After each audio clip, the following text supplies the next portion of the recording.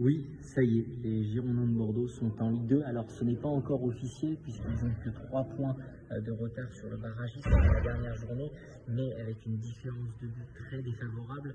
C'est simple, ils ont 12 buts à récupérer sur Metz le barragiste, et quelques-uns aussi sur Saint-Étienne.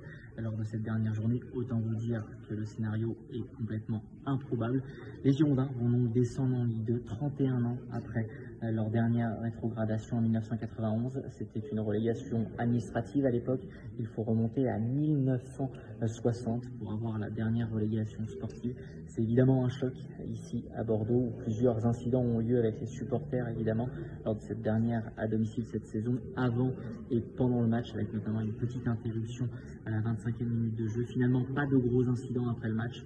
Très peu de réactions finalement. Tout le monde était abattu évidemment.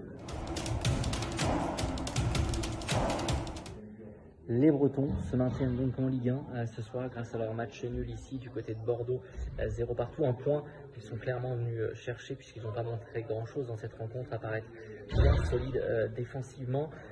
Des Lorientais qui comptent donc 4 points d'avance sur le barragiste Metz avant la dernière journée de Ligue 1. Ils sont donc maintenus après une saison très compliquée avec seulement 8 victoires, 11 matchs nuls et 18 défaites. Pour l'instant, c'est un maigre bilan, mais peu importe.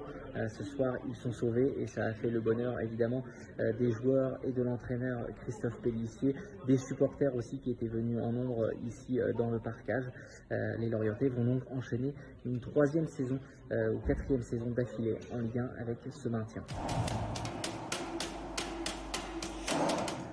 Je continuerai à mettre toute mon énergie à sauver le club. Voilà la réaction de Gérard Lopez, le président et propriétaire des Girondins de Bordeaux, après cette relégation. Donc, comme on vous l'a expliqué, ce n'est pas encore officiel.